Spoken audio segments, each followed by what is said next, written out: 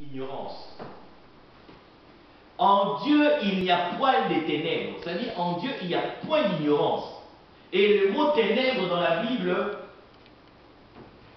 la Bible nous parle d'un être qui règne dans le ténèbre.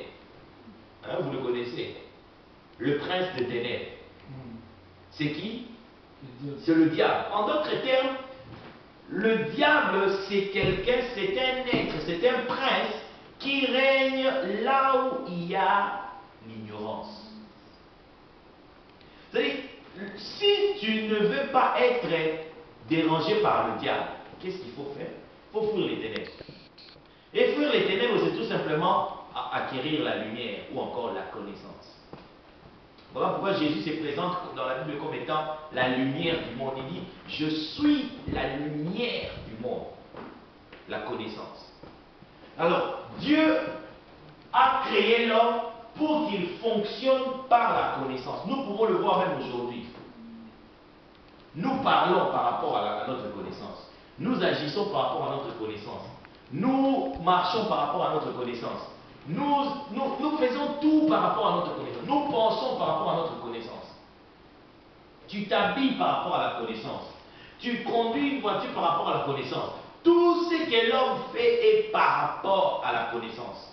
Et tout ce que tu ne fais pas, c'est parce que tu ne connais pas ça. En d'autres termes, votre vie est définie par votre connaissance. L'élément fonctionnel de l'homme, c'est la connaissance. Et dans son état originel, Dieu avait mis cette connaissance en lui, dans l'homme. Au début, Dieu savait que l'homme doit fonctionner dans la connaissance. Et qu'est-ce que Dieu avait fait? Il a pris cette connaissance qui va aider l'homme à fonctionner. Dieu a pris cette connaissance et il a mis ça en lui. Dieu a mis la connaissance ou encore la loi dans l'homme. Dans son état originel, l'homme ne pouvait pas aller étudier. Dans son état originel, l'homme ne pouvait pas apprendre. Pourquoi? Parce que l'homme avait déjà la connaissance en lui.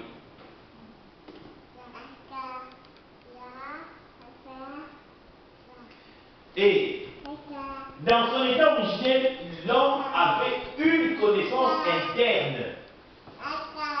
L'homme n'apprenait pas de l'extérieur. Adam n'apprenait pas de l'extérieur. Adam apprenait de l'intérieur. Parce que tout ce dont il avait besoin comme connaissance ne se trouvait pas dans son extérieur, se trouvait dans son intérieur.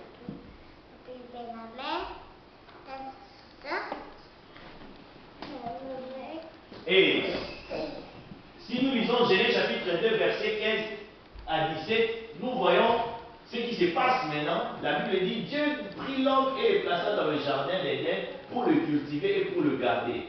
L'Éternel donna cet ordre à l'homme, tu pourras manger de tous les arbres du jardin, mais tu ne mangeras pas de la connaissance, l'arbre de la connaissance du bien et du mal. Cela veut dire, il y avait un arbre qui donnait la connaissance.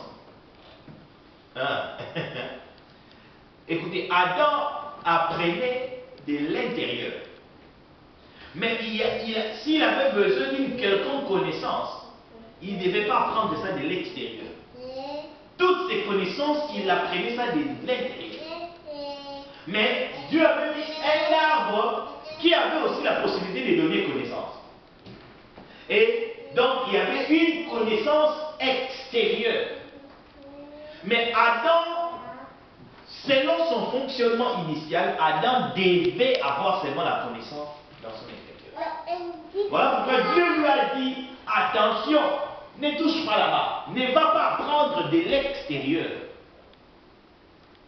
En fait, le fruit défendu, c'était tout simplement le fait de ne pas pouvoir connaître de l'extérieur. Dieu m'a dit, tu ne mangeras pas l'arbre de la connaissance du bien et du mal.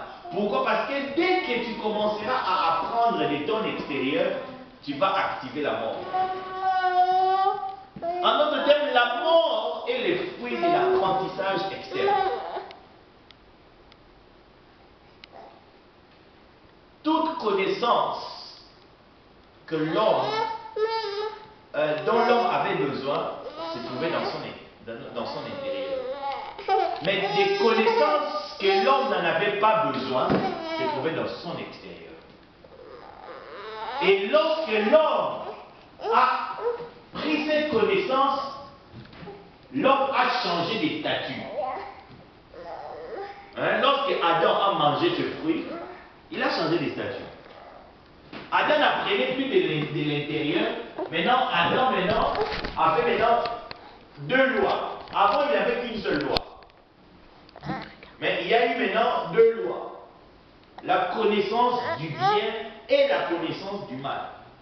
Avant, Adam n'avait qu'une seule connaissance. La connaissance du bien. Avant, Adam n'avait qu'une seule connaissance. Mais après, il y a eu maintenant deux lois qui sont entrées dans Adam. Il y a le bien et le mal. Adam maintenant commençait à fonctionner de l'extérieur. Donc Adam maintenant avait la possibilité d'apprendre de l'extérieur. Or, de l'extérieur, il n'y a pas une seule loi. De l'extérieur, il y a deux lois. Il y a la loi de la vie et il y a aussi la loi de la mort. De l'extérieur, il y a la loi du bien, la connaissance du bien. De l'extérieur, il y a aussi la connaissance du mal. Du reste, c'est ça le combat de la vie. Depuis Adam, depuis la chute d'Adam jusqu'à aujourd'hui, nous sommes devenus des êtres qui apprennent les biens et les mal. Dès nos Aliwana, tu apprends le bien et tu apprends aussi le mal. Dans tout ce que tu es en train d'apprendre, il y a le bien. Dans tout ce que tu es en train d'apprendre, il y a le mal. C'est Adam qui a inauguré ça. Si Adam n'avait pas mangé le fruit, nous n'aurons qu'une seule connaissance, un seul pôle, le bien, la vie.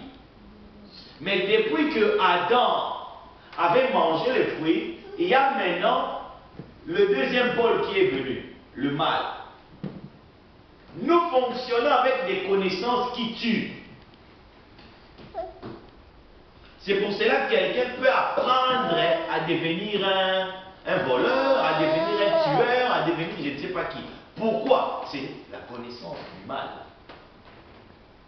On peut apprendre à fabriquer des bombes atomiques, on peut apprendre à fabriquer des armes, on peut apprendre à fabriquer des choses qui font mal aux autres. Pourquoi? Parce que c'est la connaissance du mal.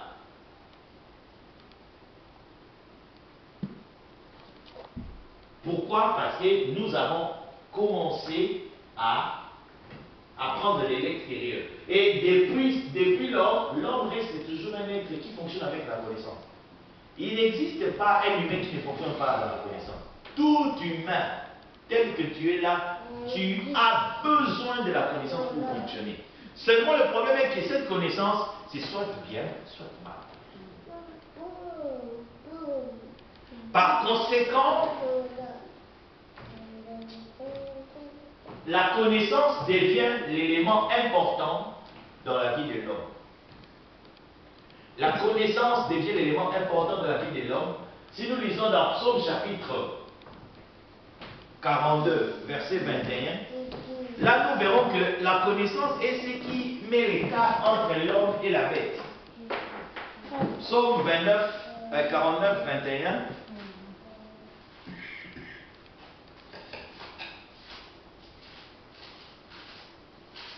Écoutez ce que la Bible dit. L'homme qui est en honneur et qui n'a pas de connaissance est semblable aux bêtes que l'on égorge.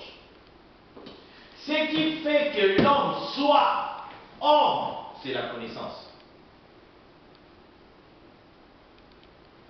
Dieu dit, créons l'homme à notre image et selon notre ressemblance. C'est-à-dire que pour que tu sois homme, tu dois avoir la connaissance. Si tu n'as pas de connaissance, eh bien tu es une bête. Chez toi, qu'est-ce qui est différent? Pourtant, au niveau des X, l'homme ne comprend pas qu'il va vers sa fin, comme un simple animal.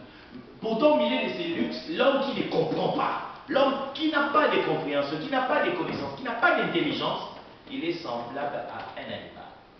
L'écart entre l'homme et la bête, c'est la connaissance.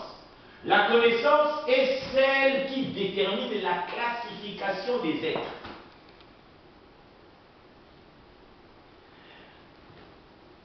Nous sommes plusieurs humains sur la Terre. Aujourd'hui, l'humanité a dépassé le cap de 8 milliards d'individus. Maintenant, ce qui classifie ces humains-là, c'est leur niveau de connaissance. C'est la connaissance qui classifie les humains.